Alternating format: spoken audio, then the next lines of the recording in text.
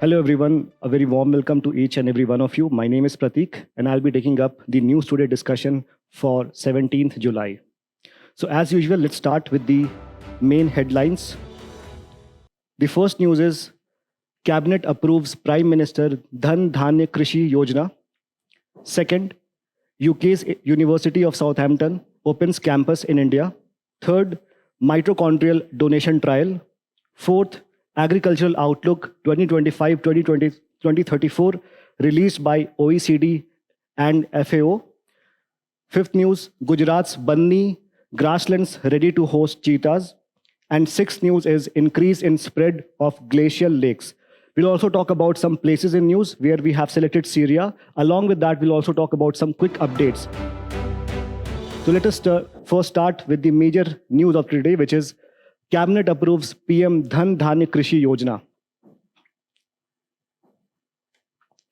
So first of all, we need to understand the context of this news. We need to understand that, yes, this is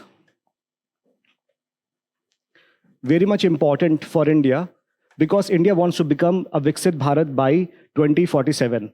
And for that, there are multiple pathways. And agriculture is one of the major engines of growth, as was mentioned by our Honorable Finance Minister during her budget speech. So agriculture is one of the major pillars. And in the budget speech, the Finance Minister talked about the scheme, Prime Minister, Dhan-Dhaanya Krishi Yojana. And Cabinet has recently approved this project. So first of all, we'll understand what it is based on. So it is based on aspirational district program. The idea behind aspirational district program, which was launched way back in 2018, is the founding pillar of this program. And this program essentially works on 3 C's. And these 3 C's are convergence, collaboration, and competition. So we must understand that there are multiple schemes related to with regard to agriculture. So this scheme, essentially, this program is to make sure that there is convergence of the schemes at the national level, at the state level, and at the various other local levels. Then you have collaboration at the government level, at every major level, such as national level, at state level, and at the regional or the local level. Apart from that, there is also requirement of collaboration for the government and with the private sector or the civil society organization. Then there also needs to be a healthy competition as well. So this is the approach that the aspirational district programs has taken, and you may have heard about the aspirational DMF program as well. So first of all, we also need to understand that what exactly is the objective of this scheme. So as you can see that there are 3 major terms mentioned here. Dhan, then there is Dhan, and then you have Krishi.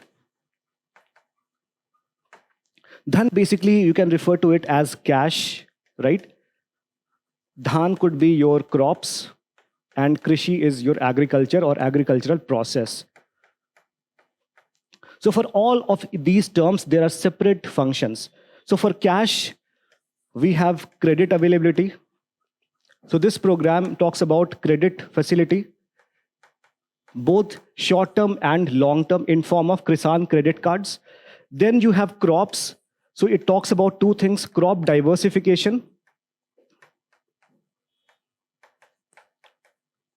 and secondly, it also talks about the storage of crops or post-harvest storage facilities at various local levels, such as at panchayat and at block level. Then you have agricultural process. Here, there are 2 major objectives of this program. First is to increase the agricultural productivity, which means that within the same amount of land, how much more yield you can produce. So agricultural productivity. Second is to increase the irrigation potential. So these are the major goals of this program. So let us take a look at this. So as we have discussed, it is inspired from the Niti Aayog's aspirational district program, and there are 5 objectives that is mentioned as part of this scheme. So there is emphasis on credit, short term and long term. There is enhancing the agricultural productivity. Then there is emphasis on increasing crop diversification, so that we are not just limited to crop systems such as wheat or rice, but we should also move towards the other important crop systems such as millets, such as pulses, etc. Then this is very important to augment or to increase the post-harvest storage at the panchayat and the block level, which means that it should be done at the regional level. Then we must improve the irrigation facilities, because without water as a critical input, you cannot have enhanced productivity or yield. Then we'll talk about some of the key features which is important from the perspective of prelims. We should know some basic facts. So first thing is that it is for a duration of 6 years, starting from 2025-2026, and it is going to target around 1.7 crore farmers, and the outlay is mentioned as 24,000 crores. Now the coverage is very interestingly initially given for 100 district, and by design, one district is to be selected from one state, at least one district. Now, what is the criteria for selecting these districts? There is 3 criteria. And what are the criteria? First is, there is going to be identification of those areas or those districts which has low productivity, which means that they have a lesser yield of the crops per unit land. Then the second is about moderate cropping intensity. Now, cropping intensity, if you want to know about the exact formula, it is the gross cropped area versus the net sown area. So what it means is that if you have a patch of land,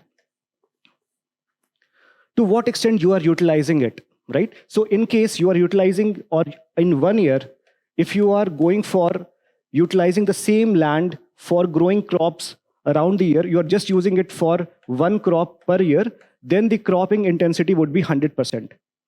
If you are using multiple crops, if you are using it not just for Kharif crop, you are also using Rabi crop, which means that you are using multiple crop in the same patch of land, then it means that the cropping intensity would be more than 100%. In fact, India has a very favorable cropping intensity, which is more than 140% on an average. Then we have the third criteria would be below average credit parameters, those areas where they do not get enough credit, and credit is an important parameter or an input for farm productivity. Then we'll talk about some of the important aspects of governance, how it will be implemented.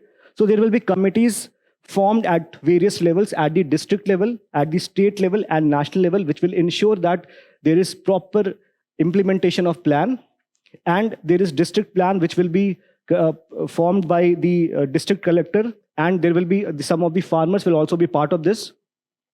Then the progress will be monitored by Niti Aayog, so that they know that, okay, they are working along that line. So again, this is a very important project because it takes into consideration not just the design part, but also the governance part at a very bottom-up approach. Now let's talk about the significance. So definitely agriculture at large is very important for the overall development of the country, given the fact that more than 50% of the people in India are employed in agriculture. The second important factor is because agriculture is one of the major component of the raw material for the industries, particularly when it comes to the food processing industries. Agriculture is also very crucial when it comes to improving the overall socio-economic development of the country, right? Because it is also very important as far as the food security and nutritional security is concerned. So again, it hits various outcomes, it hits various importance. So in particular, what is the significance of this particular scheme? So first, we know that the emphasis is on higher productivity and access to short-term and long-term credit. This is going to increase the domestic production and will help in achieving what is called as self-reliance or Atmanirbhar Bharat. So again, this is a very important objective that it is going to serve. The second part is that it helps in crop diversification. Now, crop diversification will lead to value addition in agriculture and allied sector. It will also help in nutritional security. Why? Because now we will be moving from the wheat rice system to maybe more nutritionally diverse or rich crops such as millet, such as pearls, such as pulses. Then the post-harvest storage irrigation will also be focused upon this, which will lead to lesser wastage. It will also lead to sustainability in agriculture. Why? Because there will be lesser wastage, so there will be lesser production cost, and there will be lesser emission of carbon dioxide. In fact, all these objectives also serve a very important sustainable development goal, which is SDG 12, which basically means that responsible production and consumption. Finally, it will also help in creation of local livelihood.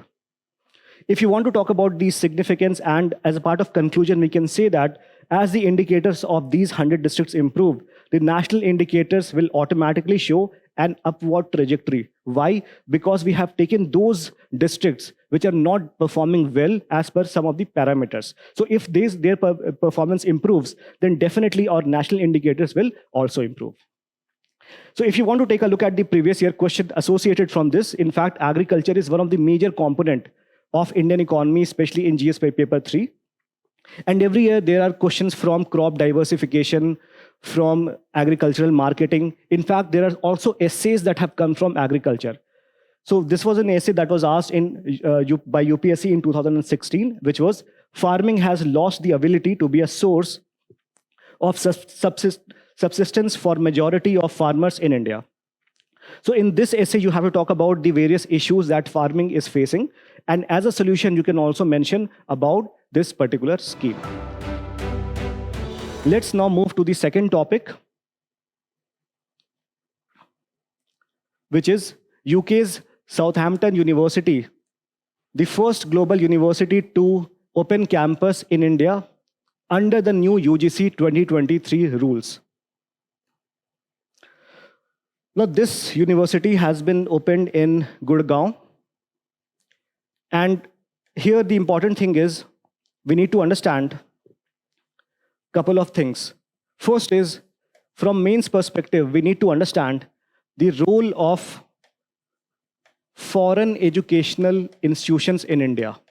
What kind of role do they play? Do they play a positive role, or do they play a somewhat negative role? Or what are the issues associated with them?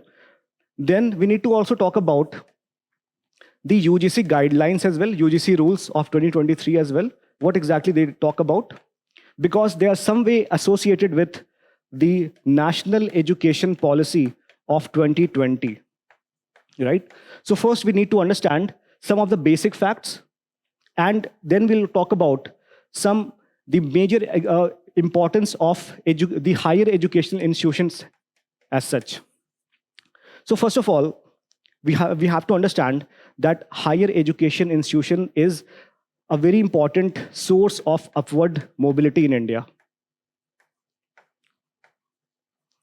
It is also a very important source for innovation, because if you are studying in a higher education institution, you get platform for things like incubation center, you have access to various resources so that you can perform innovation. You can also make sure that you are associated with the developmental projects, right?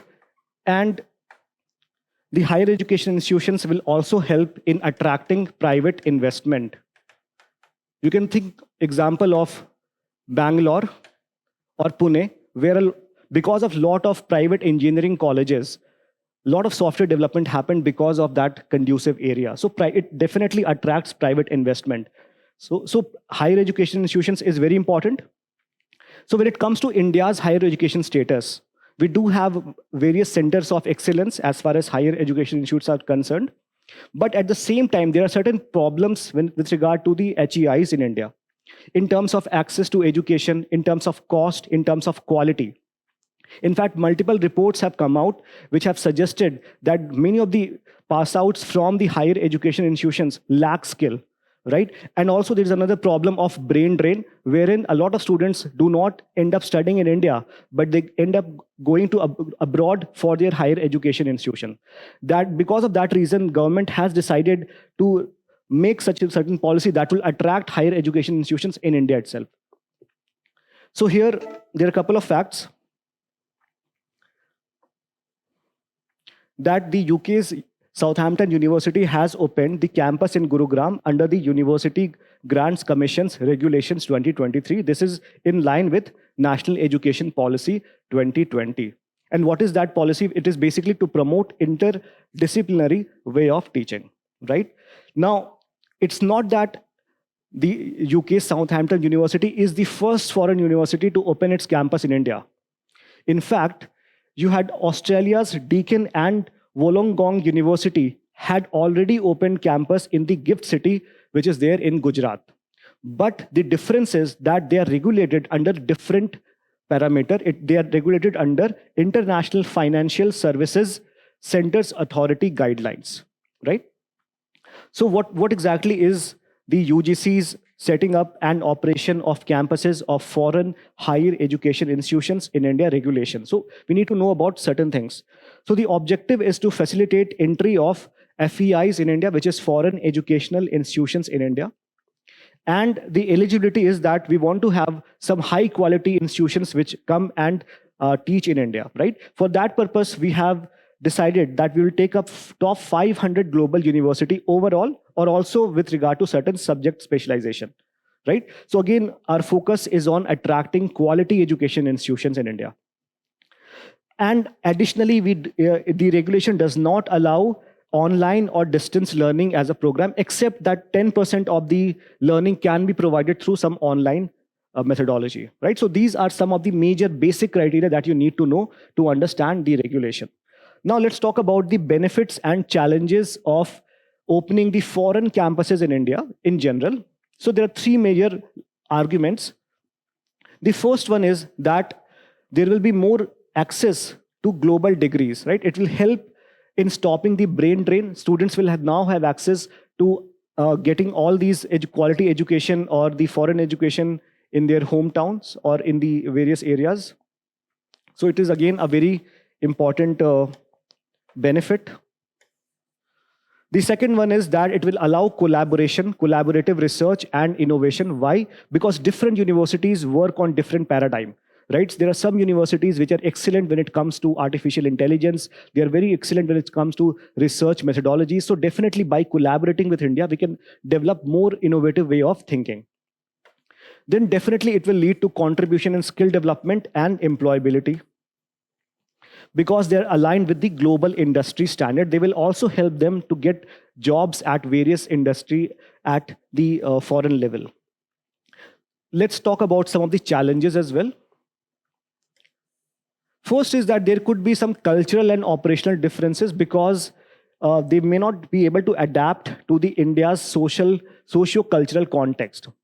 For example, in India, we still have a very robust culture of Guru Shishya Parampara, isn't it? And this is something that may be difficult for them to understand. Then there are other cultural aspects as well. So this could be some of the operational difference that may arise, right? Second one is financial viability. Now, these foreign universities will have a lot of freedom as far as how they operate their cost, how they operate their admission process. In terms of their reservation policies, again, there will be some differences, right?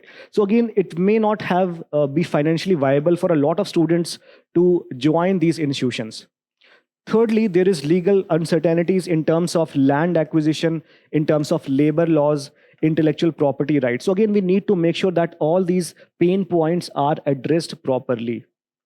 Fine. Again, this is a very important topic. In fact, UPSC has asked this topic multiple times. And this is essentially a topic which is associated with education. That is, again, a part of your social justice, right? So in social justice, you have health, education, and skill development as part of your syllabus. And this question was basically about higher education in India. So quality of higher education in India requires major improvements to make it internationally competitive.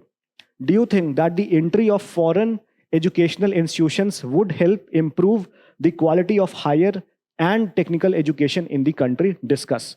So again, you can use certain points from here in terms of the benefits that it will provide, and then to provide some of the limitation, you can use the challenges, right? So let's move on to the next topic, which is the mitochondrial donation trial in UK. Again, it's a very uplifting news because this trial has been successful, and 8 babies have been successfully delivered through this mitochondrial replacement therapy or technology, right? So again, we'll talk about this, but there are a couple of things that you should keep in mind, the basic aspects. So you should understand what exactly, first of all, is mitochondria. You should understand about the kind of diseases that are that happen because of the mutation or because of the problems in mitochondria. Then you should also understand the kind of therapy that we are talking about. So the important underlying concepts are something that you should understand. So first of all, what are mitochondria?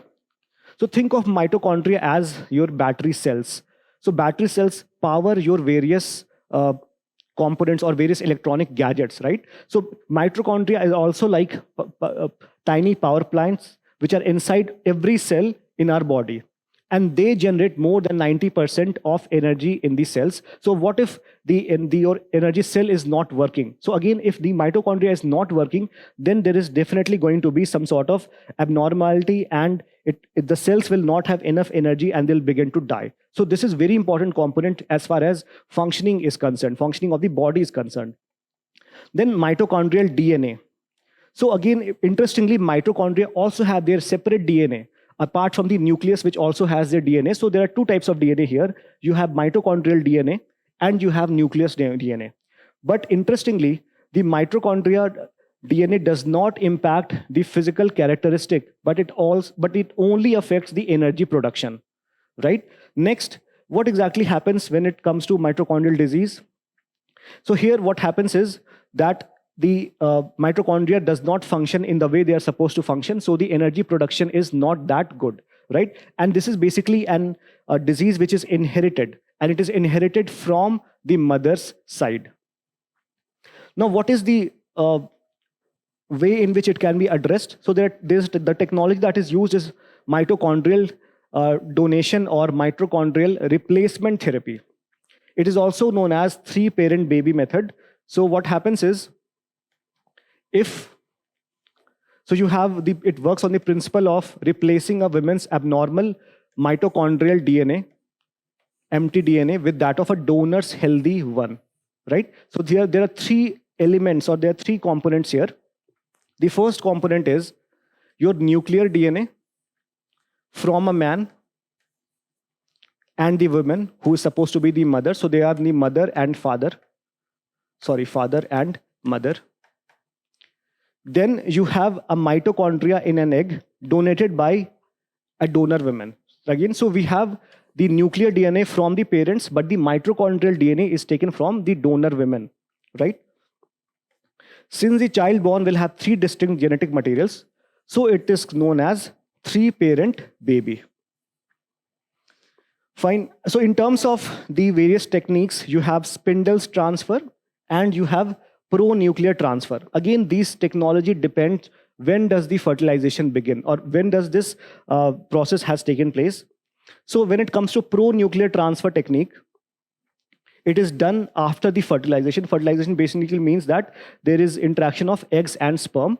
Then the maternal spindle transfer technique happens before fertilization. So before you fertilize, you do this technique. And essentially the important thing here is that the MST technique is more preferred due to lower risk of defective mitochondrial carryover.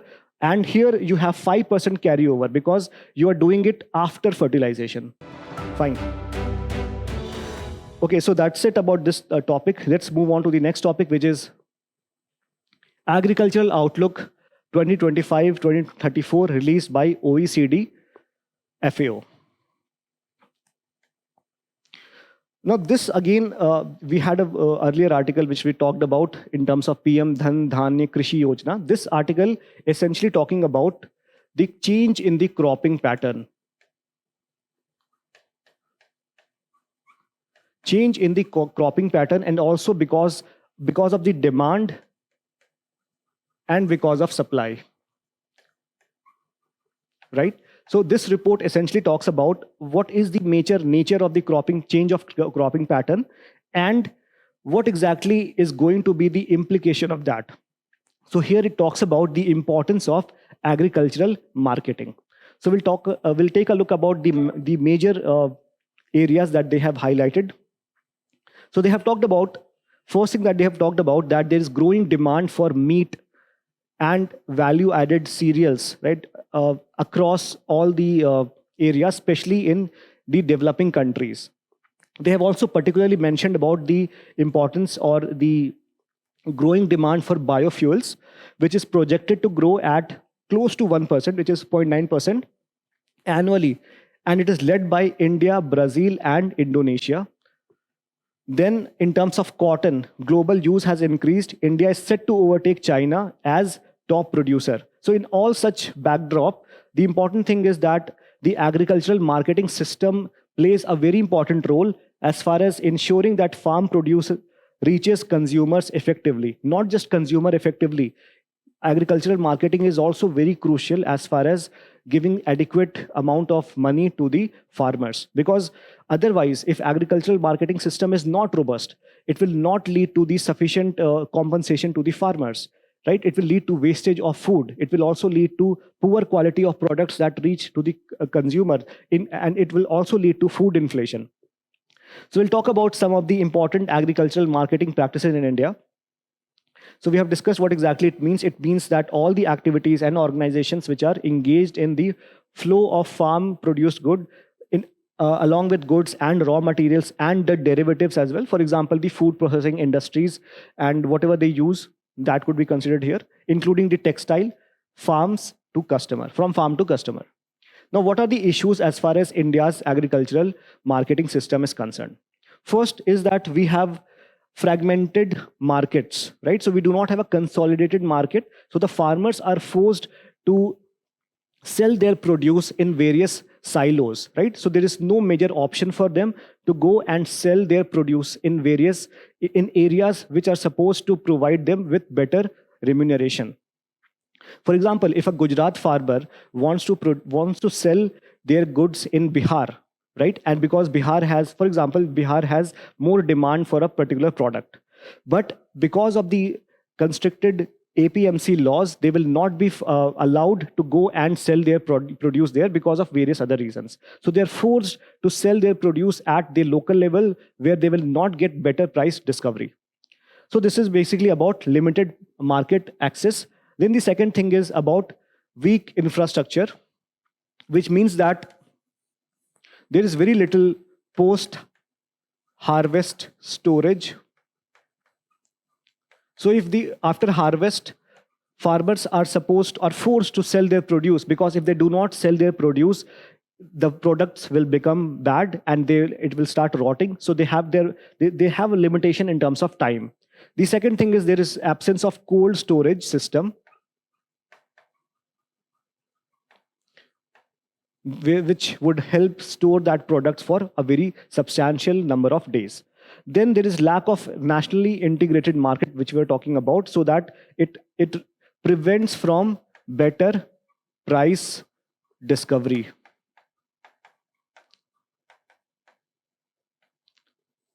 Also, there is limited market access, including the export market access, because there are several limitations when it comes to export of agricultural produce. In fact, if you look at the objectives of major farm laws, many of these policies or many of these issues were sought to be resolved, but because of lack of stakeholder consultation, this could not take place, because again, it led to a lot of protest by the farmers. Anyway, let's talk about some of the initiative that the government has taken to promote agricultural marketing in India. Again, this has to be looked into the perspective that we want to make sure that there is emphasis on crop diversification in the light of the report that the agencies have mentioned here. So the first emphasis is on National Agricultural Market, which is ENAM, which enables farmer to sell produce online.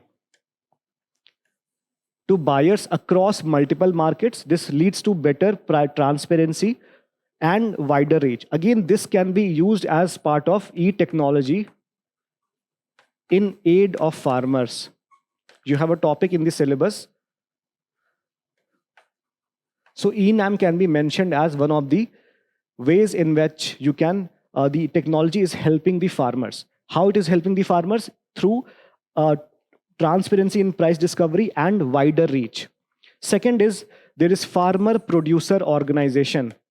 So farmer producer organization, basically what it does, it reduces the intermediary. Intermediaries are the one who takes products from the kisans or from the farmers, and they sell that at a higher price to the consumers, but they do not transfer the pricing to the farmers, right? So again, it leads to a very less prices to the farmers. So basically, the farmer producer organization will help in strengthening market linkages, especially for the small and marginal farmers. Now in India, we have more than 85% of the farmers in India are small and marginal in nature, and they do not have the capacity to utilize what is called as economy of scale. Then you have agriculture infrastructure funds, you have agricultural marketing infrastructure. All these things basically support the post-harvest infrastructure creation. Fine. So in terms of the PYQs, you can take a look at this, that they have mostly focused on the changes in the cropping pattern. The report basically talked about the changes in cropping pattern and what kind of goods are more in demand right now, right? And in the context of changes in the consumption pattern and the marketing condition. So again, this basically boils down to two things: changes in the consumption and the changes in the marketing conditions. And secondly, they have also asked this question on the constraints in transport and marketing of agricultural produce in India. So basically it talks about the issues that the agricultural marketing in India faces, right? So again, based on what we have covered in this session, you will be able to identify it. Next major article is on Gujarat's Bunny grasslands ready for translocation of cheetahs by year end. So there are certain elements which are important from prelims, and there are certain areas which are important from mains. So first we need to understand something related to how the relocation projects work. So first of all, as you may be aware, that cheetah is extinct in India since 1952, if I'm not wrong, right? So cheetah is no longer, it's not found in India as such. It has been taken away from various locations, from various areas. So here, the Forest Department of Gujarat has increased the prey base in area and also set up an enclosure. So basically, when any species comes to any location, we need to make sure that all of its systemic or its niche is taken care of. So not only we need to ensure that there is proper food supply, there's proper areas where they can reside, there is mating, the elements of for that, there's also increase in the prey base as well. Then earlier the cheetahs have been relocated to Gandhi Sagar Sanctuary of Madhya Pradesh from the Kuno National Park of MP. Then other potential sites are listed in the action plan for cheetah introduction. So again, there are so many locations which are mentioned. All of them are important from prelims perspective, right? Now let's take a look at some of the basics about the Bunny grassland. So Bunny grassland is located in Kutch district of Gujarat. And interestingly, it has a unique salt-tolerant grassland ecosystem. So cheetahs, as you know, they love savannas, especially the African region, in Namibia, in South Africa. So they love grass ecosystem. And this also has a very unique salt-tolerant grassland ecosystem. Now, why they have a unique salt-tolerant ecosystem? It is because they have emerged from the sea, right? Because of tectonic activities, which means that there has been some sort of subduction or elevation in this area, in this region, and therefore they have emerged from sea, right? And they are Asia's largest tropical grassland. Then these are some of the components from social geography in terms of the inhabitants, tribes who reside in this area. So there are pastoral communities such as the Maldharis, the Rabris, the Mutwas, and Meghwal. right? So again, these names are important from the prelims perspective. Fine. Some other basic facts about Project Cheetah. So when was Project Cheetah launched? It was launched in 2022, right? And what was the purpose? For the translocation of African cheetahs into India, essentially at Kuno National Park from Namibia and South Africa. First intercontinental reintroduction of a wild, large carnivore species. Then who is the implementing agency? It is NTCA, which is National Tiger Conservation Authority. So NTCA is the authority. And what kind of authority is NTCA? It is a statutory body. If it is a statutory body, under which act it has been created? It has been created under Wildlife Protection Act of 1972. Now, Cheetah Project Steering Committee was established by NTCA in 2023 to oversee, evaluate, and advise on the implementation of programs. So again, it will be overseen by this. Now, when it comes to cheetah, again, questions could be from the various behavior of cheetah as well. That could be asked in prelims. So here, some of the facts about cheetah is that it is the world's fastest mammal and the only large carnivore to be extinct in India. So it has been extinct since 1952. Unlike other big cats such as lions, tigers, leopards, and jaguars, cheetah don't roar. Very interesting fact. And there are two species of cheetahs that exist. There is African cheetah, which has an IUCN status of vulnerable. And there is Asiatic cheetah, which has an IUCN status of critically endangered, right? Then where are they found? They are found only in the arid or the dry region of eastern Iran, in Asia, and in Africa. So in Africa, we have seen that it is in Namibia and in South Africa, and then it is in eastern Iran in Asia. Fine. Take a look at this PYQ, which came from this topic. Consider the following: black-necked crane, cheetah, flying squirrel, snow leopard. Which of the above are naturally found in India? Now, of course, we know that cheetah is not found, so you can eliminate statement 2 and you can get the right answer, which is 1, 3, and 4. Right? Fine. Next topic is rising water spread in glacial lakes across India. Now, here in this topic, we'll study about the report by Central Water Commission in terms of the performance or in terms of the increase in the water level at various glacial lakes, right? So again, it's a very alarming trend that more than a third of the lakes which was taken for study, they have shown this trend that there is increasing trend in water spread.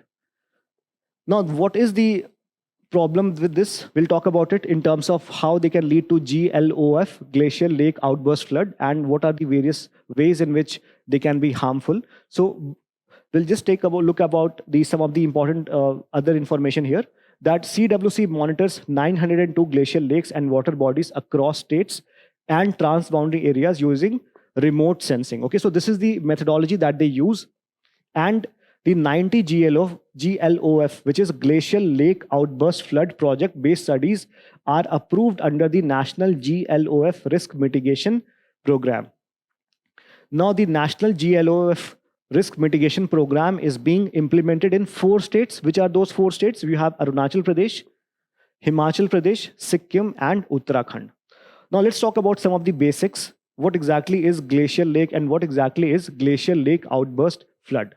So first of all, we should understand that glacial lake is nothing but a water formed by melting glacier, usually at or near the glacial lake base. Now we know that with climate change, the rate of the melting of glacier has increased. So it is very natural that the rate of glacial lakes formation has also increased. And this is also corroborated by the report of CWC.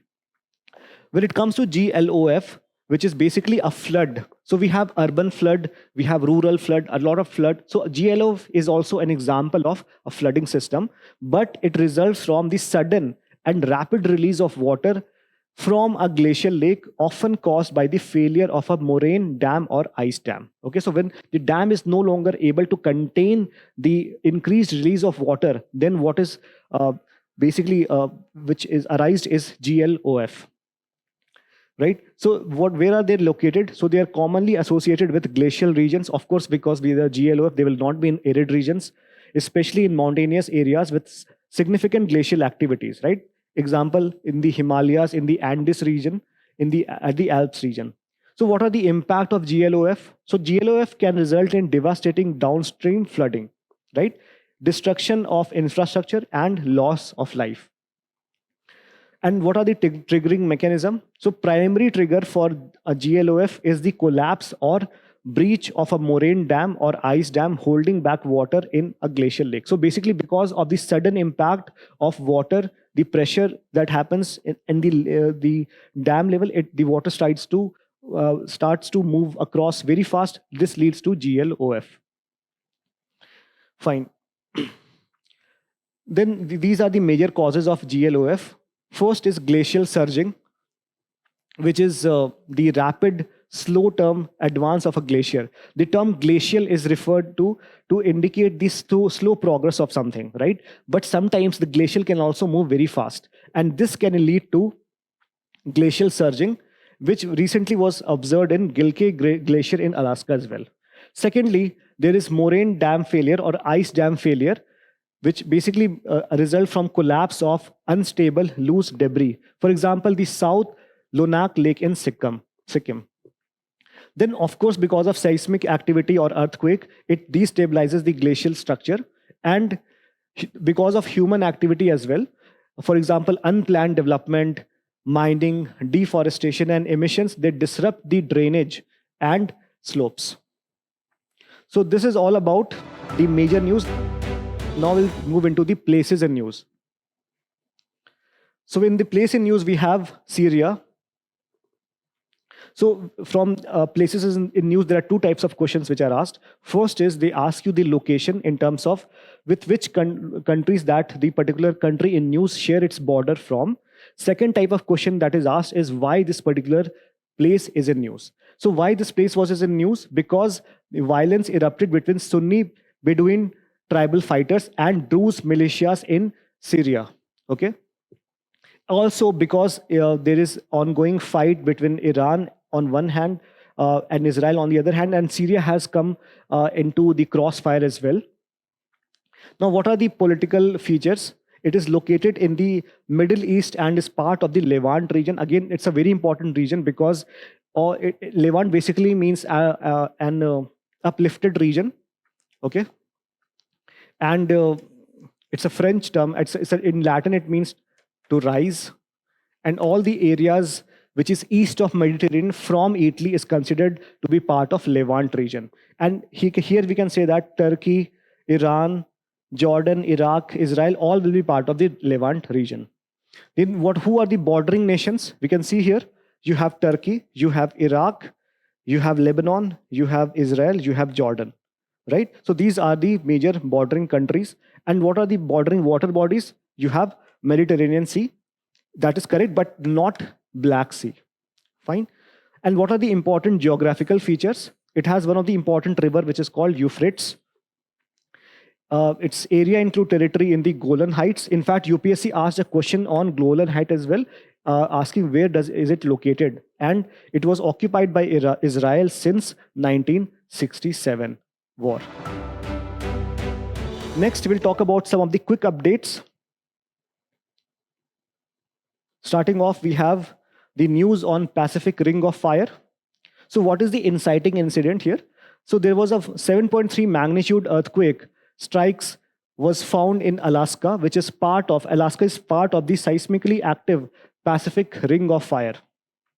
So here, again, we need to understand the whole concept of earthquake, why they happen, right? What are the triggers of earthquake? What are the causes? What are the consequences? How do we measure earthquake? All these basic foundational things. And again, since Pacific Ring of Fire is in news, we should also go back and check what exactly it means.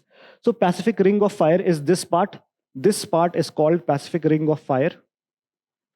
It is a string of volcanoes and site of seismic activity and it is a result of the interaction of various plate tectonics, right? It spans over 15 countries. Roughly 90% of all earthquakes occur along the ring of fire, and the ring is dotted with 75% of active volcanoes. So again, not only earthquake, it also has a huge uh, concentration of active volcanoes on the earth. Then it also has led to formation of deep underwater trenches like the Mariana Trench, which is the world's deepest spot. So this is all about the Pacific Ring of Fire. Then we have the other news, which is Group of Friend. Interestingly, this is a very important news as far as international relations is concerned. India has reiterated. So India wants that there should be some justice for crimes against the UN peacekeeping forces, right? At the meeting of the Group of Friends. So we have to understand what exactly is UN peacekeeping. So UN peacekeeping is essentially a mandate, or it is essentially flows from the UN Charter, and they are supposed to intervene in any fighting groups, like whenever two countries are fighting, to ensure that, and whenever there is some sort of interim relief, or there is pause or ceasefire, UN peacekeepers are sent so that they can ensure that the ceasefire is now being implemented in a fair way, right? And they are supposed to maintain the peace. And it is based on several principles, like it should be based on consensus, etc. Now, the problem is that even though India is one of the major contributor of UN peacekeeping forces, in fact, India has sent more than 3 lakh peacekeeping forces since 1947, and more than 182 people have lost their lives as part of the UN peacekeeping force. India still hasn't got a place in the UN Security Council. So again, one of the major areas or arguments for India to be supported to be part of the permanent UN Security Council is because of its contribution in UN peacekeeping forces. Now, the problem is that they are subjected to a lot of violence, right? And therefore, there must be some sort of transparency in terms of how there is punishment given to those who are responsible for violence against the UN peacekeepers. So this initiative, the Group of Friend initiative, is all about that. It is basically an Indian-led initiative, and it seeks to facilitate the promotion of accountability for all acts of violence against the UN peacekeepers.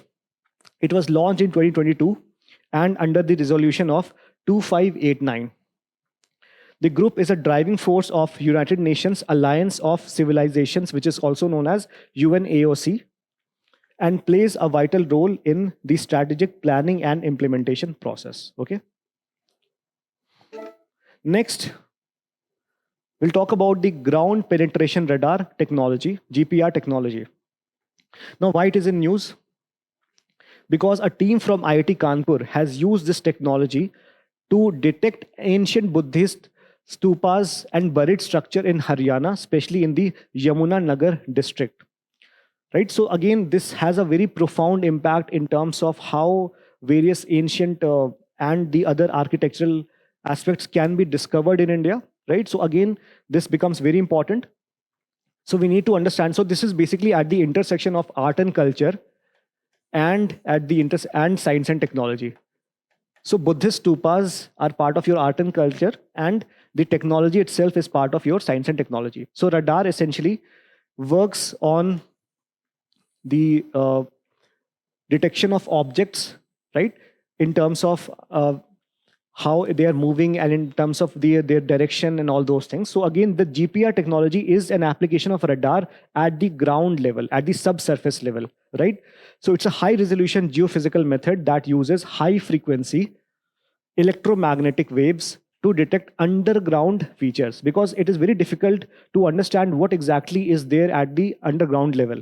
So you cannot go around and start digging various things, right? So again, this is very effective and cost pro-effective method.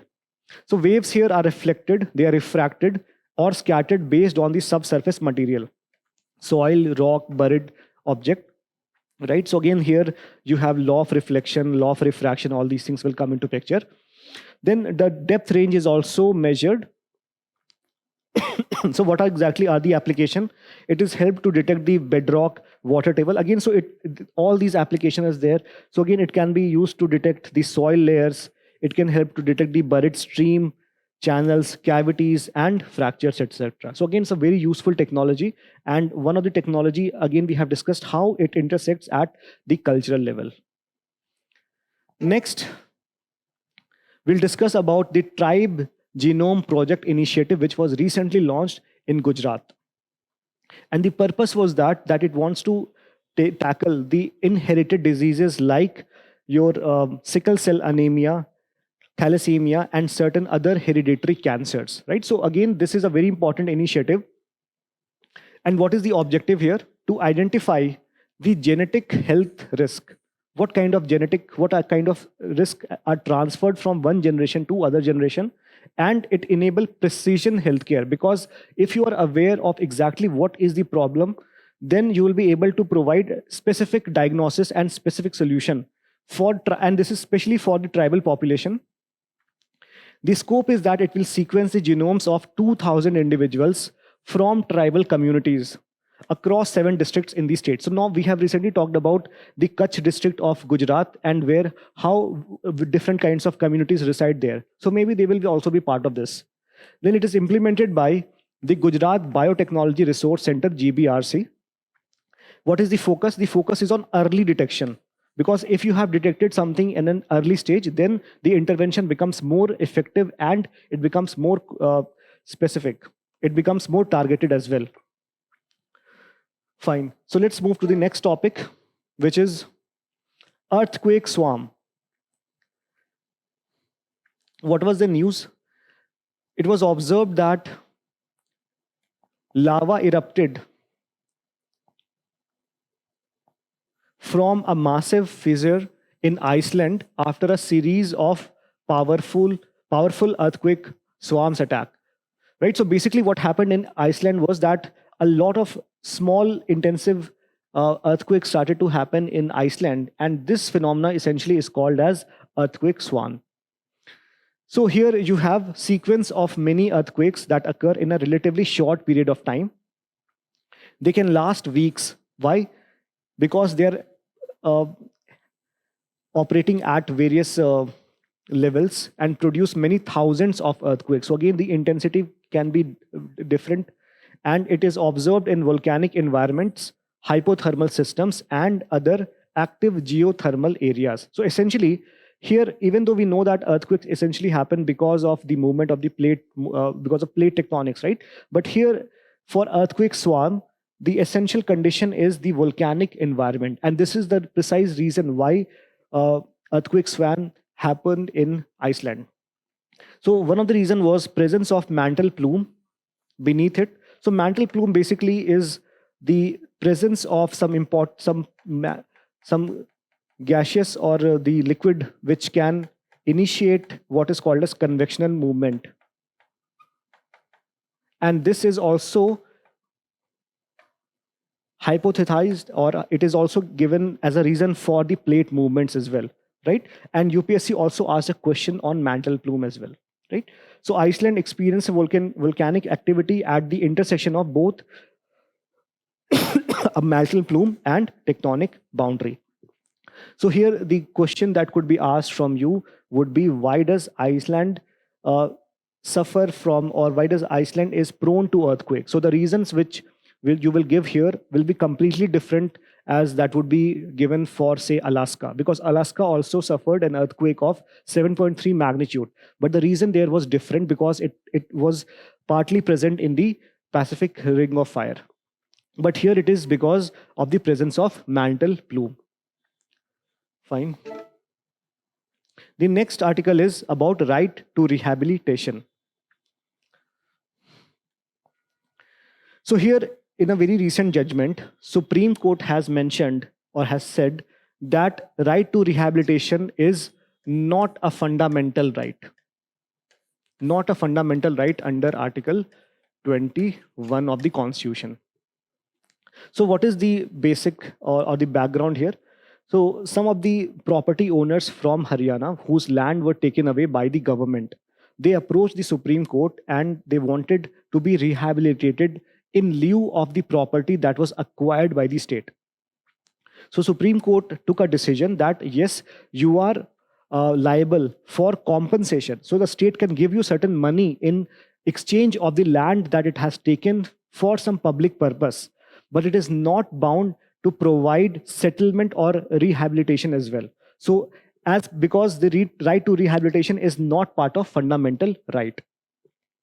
So here the judgment said that Article 21 has certain limitation, which means that deprivation of livelihood under Article 21 is not a sustainable ground in land acquisition cases.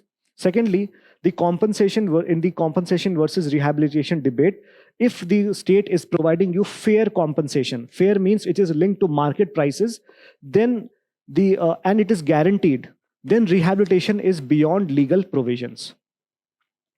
Then in the previous cases also, Supreme Court has mentioned that rehabilitation is not a constitutionally recognized right under the Land Acquisition Act. This was mentioned in the Amarjeet Singh versus State of Punjab case.